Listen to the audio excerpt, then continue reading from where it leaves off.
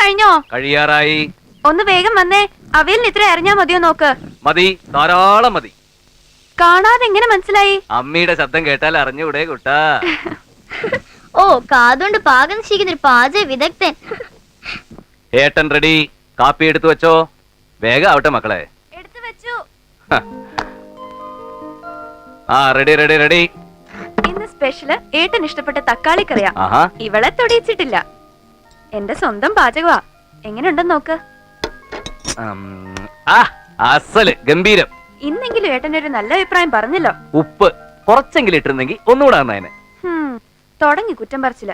ഇനി എന്തെങ്കിലും മുളക് വിടാൻ മറന്നോ? പക്ഷെ സാരമില്ല, അതിന്റെയൊക്കെ കോട്ടം തീർക്കാൻ വേണ്ടി പുളി കാര്യമായിട്ട് തട്ടിയിട്ടുണ്ടല്ലോ.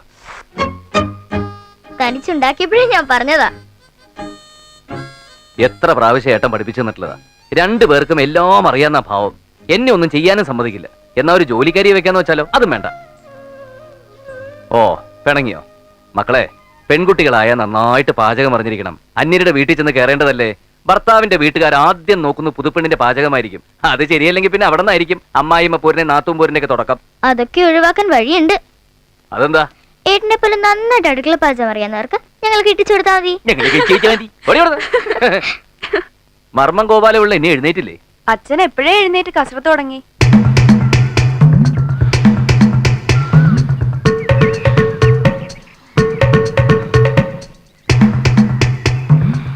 ഇങ്ങനെ 101 പ്രാവശ്യം അമരുകയും നിവരുകയും ചെയ്ത ജാനുവിന് നല്ല ബലം കിട്ടും. കസർത്തെടുക്കാൻ നമ്മളും ബലമെല്ലാം ജാനുവിനും. ഏതാ ശനി ജാനു? അയ്യടാ, എടോ, ഈ ജാനു എന്ന് പറയുന്ന ഒരു മർമ്മത്തിന്റെ പേരാ.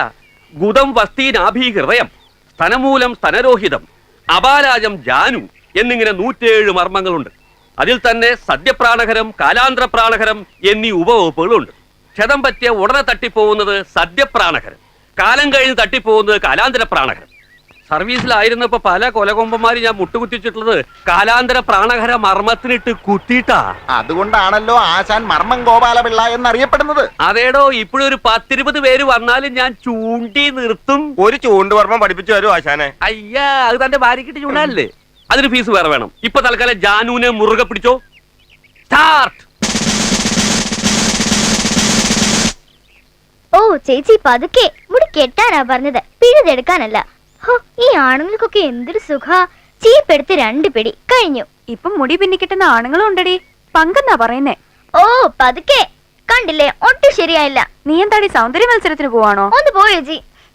ഏട്ടാ, ഞാൻ വിളിക്കാം. എന്താ ഇവിടെ പ്രശ്നം? കണ്ടില്ലേ ഏട്ടാ, മുടി കെട്ടി വെച്ചിരിക്കുന്നത്. നന്നായില്ലേട്ടാ? നന്നായില്ല. കുട്ടന്റെ മുഖത്തിന് യോജിക്കുന്ന ഇരട്ടപ്പിരിയ. അല്ലെങ്കിലേ അവൾക്കൊരു പിരി ഇളകിയതാ. ഏട്ടനിന്റെ ഇരട്ടപ്പിരിയുടെ ആക്കിയാലോ?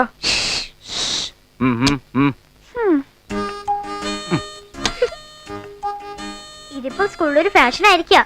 കൂട്ടുകാരികളിലൊക്കെ ഞാൻ പറഞ്ഞു ഏട്ടനെ എന്റെ മുടി കിട്ടുന്നതെന്ന്. അപ്പൊ അവർക്കൊക്കെ അത്ഭുതം, ആണുങ്ങൾ ഇങ്ങനെ മുടി കിട്ടുമെന്ന്. അസൂയ. അയ്യോ, സുഖിപ്പിക്കല്ലേ കുട്ടാ. ഒരുപാട് പൊന്തിച്ചാലേ ഏട്ടന്റെ തല ടെറസിൽ മുട്ടും. ഞാൻ കാര്യമായിട്ടാ പറഞ്ഞത്. ഏട്ടൻ അറിയില്ലേടി നിന്നെ. എന്തായാലും എന്റെ ഈ കേശാലങ്കാര പണിയൊക്കെ കുറച്ചു ദിവസം കൂടി മതിയല്ലോ. അത് കഴിഞ്ഞാലോ? ഏട്ടത്തി വരാൻ പോവല്ലേ. പിന്നെ കണ്ണെഴുത്ത്, പൊട്ടുതൊടിയില്, മുടികെട്ട്, പേന്നോട്ടം ഒക്കെ ഏട്ടത്തി നോക്കിക്കോളും. കണ്ടറിയാം. വലിയ പോലീസ് ഓഫീസറുടെ മോളാ. നല്ല പത്രാസുകാരിയായിരിക്കും. അങ്ങനെ പത്രാസ് കണ്ട് മയങ്ങുന്നവനൊന്നും അല്ല ഏട്ടനെന്ന് എന്റെ കുട്ടന്മാർക്ക് അറിയില്ലേ. പാവമാ, അതുകൊണ്ടല്ലേ ഏട്ടൻ സമ്മതിച്ചത്. അഥവാ അല്പം കുഴപ്പമുണ്ടെങ്കിലും ഞങ്ങൾ ശരിയാക്കി എടുത്തോളാം. എന്ന് വെച്ച് നാത്തും പോരൊന്നും അല്ല കേട്ടോ. അയ്യ, സമയായി. ചെല്ല് ചെല്ല്.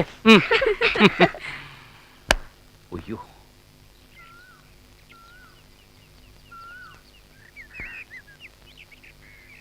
വാ.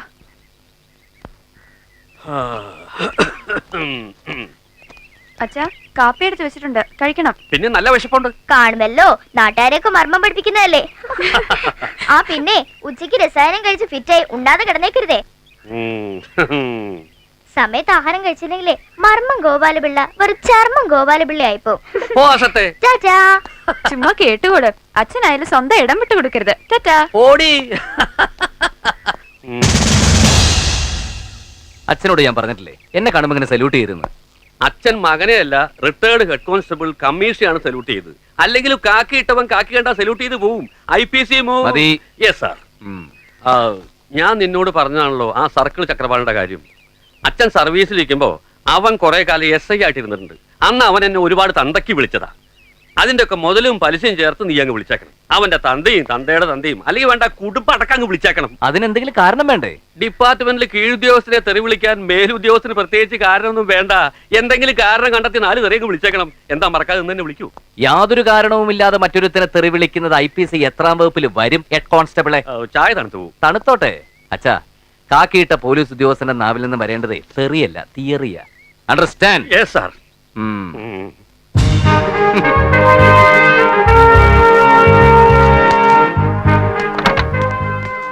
സൽപ്പേര് വന്നില്ലടോ? സൽപ്പേരിയേട്ടൻ തയ്യാറായിക്കൊണ്ടിരിക്കുക. അയാൾ എന്നും ലേറ്റ് ആണല്ലോ. ഒരു ഭാര്യയും 2 കുട്ടികളും ഉള്ള എനിക്ക് സമയത്ത് ഇറങ്ങാൻ പറ്റണില്ല. അപ്പോ 2 ഭാര്യ 7 മക്കളും ഉള്ള സൽപ്പേരിയേട്ടന്റെ കാര്യം. അച്ഛാ ആ പടയിറങ്ങി കഴിഞ്ഞു. ഒന്ന് നിന്നേ, ബട്ടൺസ് ഇട്ടോട്ടെ. പപ്പ ഫോൺ ബോക്സ് വാങ്ങാൻ മറക്കല്ലേ. ഇല്ല മോളെ, എന്റെ ക്രിക്കറ്റ് ബോളിന്റെ കാര്യം ഓർമ്മയുണ്ടടാ. പപ്പ കളിക്കൊടുക്ക. അയ്യോ കേട്ടടാ. സഞ്ജുവിന്റെ മരുന്നിനുള്ള തുണ്ട് പോക്കറ്റ് വെച്ചിട്ടുണ്ട്. കണ്ടു. മഞ്ജുവിന് മഞ്ഞ ഫ്രോക്ക് വാങ്ങണേട്ടാ. കുഞ്ചുവിന്റെ കുത്തിവെപ്പ് നാളെയല്ലേ? ഓ ആശ്വാസം. സമയമായി. വേഗം ചെല്ല്. എന്താടോ വൈകിയത്? സർ, 1-ാം ഭാര്യ മീനാക്ഷിയുടെ മക്കളുടെ ആവശ്യങ്ങളുടെ ലിസ്റ്റും 2-ാം ഭാര്യ കാമാക്ഷിയുടെ മക്കളുടെ ആവശ്യങ്ങളുടെ ലിസ്റ്റും 1-ാം ഭാര്യ. മതിയടോ. സർ. അപ്പൊ പതിവ് കാരണങ്ങൾ തന്നെ. പാൻസിന്റെ സിബിട്. Sorry sir. Thank you sir.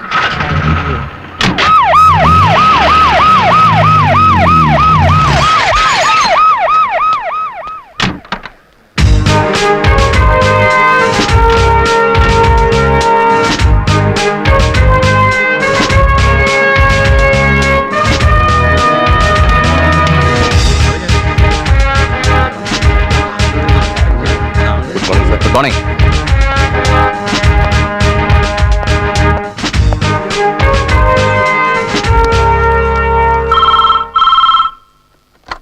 Hello, commissioner here. DGP ആണ്.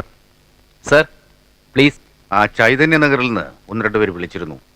ഒരു പ്രശ്നമുണ്ട്. അറിയാം സർ. 2 ദിവസം മുമ്പ് എനിക്കൊരു കോൾ ഉണ്ടായിരുന്നു. അപ്പൊ തന്നെ അവിടുത്തെ CAയും SIയും വിളിച്ച് ഞാൻ സംസാരിച്ചിരുന്നു. പിന്നെ ഇന്റലിജൻസ് വിങ്ങിൽ നിന്ന് ഇൻവെസ്റ്റിഗേഷൻ ഒരാളെ നിയോഗിച്ചിട്ടുമുണ്ട്. ഓ, അപ്പൊ താൻ അഡ്വാൻസായി മൂവ് ചെയ്ത് കഴിഞ്ഞു. ഗുഡ്. VIP-കൾ താമസിക്കുന്ന കോളനിയാണ്. വീണ്ടും ഒരു പ്രോബ്ലം ഉണ്ടാവാതെ നോക്കണം.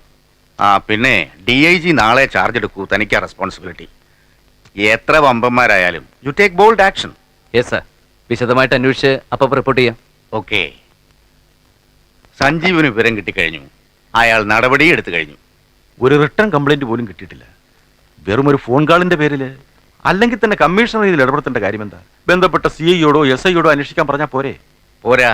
സംസ്ഥാനത്തെ ഏറ്റവും നൊട്ടോറിയസ് ആയിരുന്ന ഈ നഗരത്തെ ചാർജ് എടുത്ത 6 മാസത്തിനുള്ളിൽ സമാധാന മേഖലയാക്കി മാറ്റാൻ സഞ്ജീവന് കഴിഞ്ഞു. ഇനി അഥവാ അങ്ങനെ ഒരു മാഫിയ സംഘം ഉണ്ടെങ്കിൽ അതിനെ മുളയിലേ നുള്ളാനും സഞ്ജീവന് കഴിയും. സഞ്ജീവനെ കഴിയൂ. ഓ അങ്ങനെ. അല്ല, സഞ്ജീവന് ഷൈൻ ചെയ്യാനുള്ള അവസരം സാറുണ്ടാക്കി കൊടുക്കണം. മരുമകനാകാൻ പോകുന്ന ആളല്ലേ.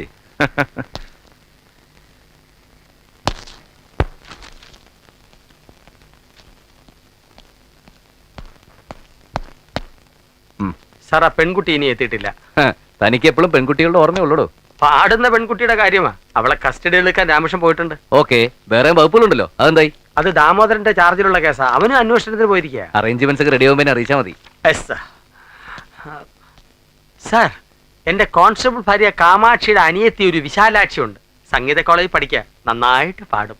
നമുക്ക് അവളെ കൂടി ഒന്ന് സൈരിപ്പിച്ചൂടെ സാർ? തന്റെ ഭാര്യയുടെ അനിയത്തിയല്ലേ? അതെ സാർ. അത് വേണ്ട. അയ്യോ, അതെന്താ സാർ? തനിക്കിപ്പൊ തന്നെ 2 ഭാര്യമാരില്ലേ? ഇനി എണ്ണം കൂട്ടണ്ട. Yes sir.